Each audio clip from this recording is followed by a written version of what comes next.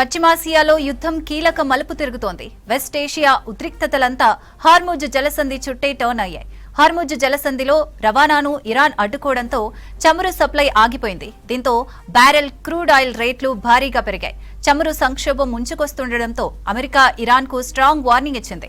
హార్ముజ్లో రవాణాను అడ్డుకుంటే తీవ్ర పరిణామాలు ఎదుర్కోవాల్సి వస్తోందని హెచ్చరించిన 24 గంటలు కాకముందే యాక్షన్కు దిగింది. హార్ముజ్ జలసంధిలో మైన్స్ ఏర్పాటు చేసేందుకు యత్నిస్తే 16 ఇరాన్ మైన్ లేయర్స్లతో సహా నేవీ షిప్లను అమెరికా ధ్వంసం చేసింది. హార్ముజ్లో మైన్స్ ఏర్పాటు చేసేందుకు యత్నించిన షిప్లను పేల్చేస్తామని డొనాల్డ్ ట్రంప్ మరోసారి వార్నింగ్ ఇచ్చారు.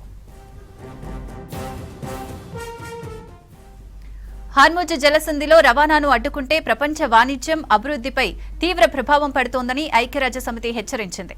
ప్రపంచవ్యాప్తంగా ఆహార ధరలు పెరగడమే కాకుండా కాస్ట్ ఆఫ్ లివింగ్ పై భారం పడుతుందని ఐక్యరాజ్యసమితి వాణిజ్య అభివృద్ధి సంస్థ స్పష్టం చేసింది. అమెరికా ఇజ్రాయెల్ దాడులకు ప్రతీకారంగా హార్ముజ్ జలసంధి నుంచి రవాణాను ఇరాన్ నిలిపివేసింది.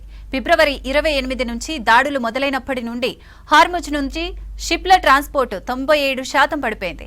ప్రపంచవ్యాప్తంగా సముద్ర మార్గాల నుంచి జరిగే చమురు రవాణాలో 25% హార్ముజ్ జలసంధి నుంచే జరుగుతోంది.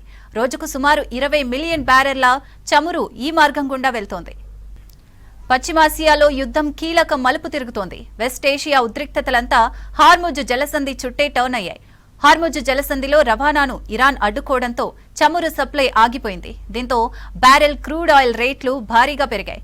చమురు సంక్షోభం ముంచుకొస్తుండటంతో అమెరికా ఇరాన్కు స్ట్రాంగ్ వార్నింగ్ ఇచ్చింది. హార్ముజ్లో రవాణాను అడ్డుకుంటే తీవ్ర పరిణామాలు ఎదుర్కోవాల్సి వస్తోందని హెచ్చరించిన 24 గంటలు కాకముందే యాక్షన్కు దిగింది. హార్ముజ్ జలసంధిలో మైన్స్ ఏర్పాటు చేసేందుకు యత్నిస్తే 16 ఇరాన్ మైన్ లేయర్లతో సహా నేవీ షిప్లను అమెరికా ధ్వంసం చేసింది. హార్ముజ్లో మైన్స్ ఏర్పాటు చేసేందుకు యత్నించే షిప్లను పేల్చేస్తామని డొనాల్డ్ ట్రంప్ మరోసారి వార్నింగ్ ఇచ్చారు. హార్ముజ్ జలసంధిలో రవాణాను అడ్డుకుంటే ప్రపంచ వాణిజ్యం అభివృద్ధిపై తీవ్ర ప్రభావం పడుతోందని ఐక్యరాజ్యసమితి హెచ్చరించింది. ప్రపంచవ్యాప్తంగా ఆహార ధరలు పెరగడమే కాకుండా కాస్ట్ ఆఫ్ లివింగ్ పై భారం పడుతోందని ఐక్యరాజ్యసమితి వాణిజ్య అభివృద్ధి సంస్థ స్పష్టం చేసింది. అమెరికా ఇజ్రాయెల్ దాడులకు ప్రతీకారంగా హార్ముజ్ జలసంధి నుంచి రవాణాను ఇరాన్ నిలిపివేసింది. ఫిబ్రవరి 28 నుంచి దాడులు మొదలైనప్పటి నుండి హార్ముజ్ నుంచి షిప్ల ట్రాన్స్పోర్ట్ 97% పడిపోయింది. ప్రపంచవ్యాప్తంగా సముద్ర మార్గాల నుంచి జరిగే చమురు రవాణాలో 25% హార్ముజ్ జలసంధి నుంచే జరుగుతోంది. రోజుకు సుమారు 20 మిలియన్ బ్యారెళ్ల చమురు ఈ మార్గం గుండా వెళ్తుంది.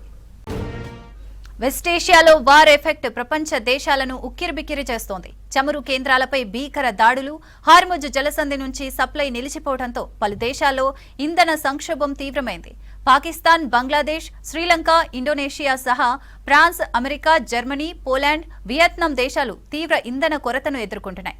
హార్ముజ్ జలసంధి నుంచి చమురు నౌక రవాణాను ఇరాన్ అడ్డుకోవడంతో క్రూడ్ ఆయిల్ రేట్లు 25% మేర పెరిగాయి. చమురు ఎఫెక్ట్తో అనేక దేశాలు పెట్రోల్ ఉత్పత్తి, సప్లైపై చర్యలు చేపట్టాయి. ఇంధన సప్లై లేక పాకిస్తాన్, బంగ్లాదేశ్లో పరిస్థితి మరింత ఆందోళనకరంగా మారింది. పాక్లో పెట్రోల్ ధర లీటర్కు 55 మేర పెరిగింది. ఇంధనం ఆదా కోసం 2 వారాల పాటు స్కూళ్లను క్లోజ్ చేసింది. గవర్నమెంట్ ఆఫీస్లో వర్కింగ్ డేస్ ను తగ్గించారు. ఉద్యోగులకు వర్క్ ఫ్రం హోం అమలు చేశారు. బంగ్లాదేశ్లో పెట్రోల్ ఉత్పత్తులను పరిమిత స్థాయిలోనే సేల్ చేస్తున్నారు.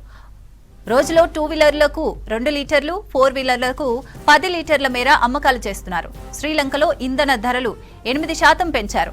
ఏప్రిల్ వరకు సరిపడా స్టాక్ ఉందని ఆ దేశ ప్రధాని తెలిపారు.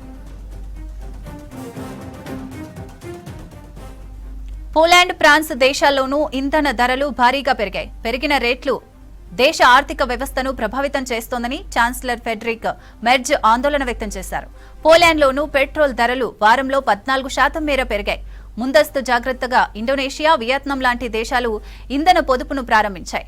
ఫామ్ ఆయిల్ ఆధారిత బయోడీజిల్ వాడకాన్ని పెంచి క్రూడ్ ఆయిల్ వాడకం తగ్గించుకోవాలని ఇండోనేషియా చూస్తోంది.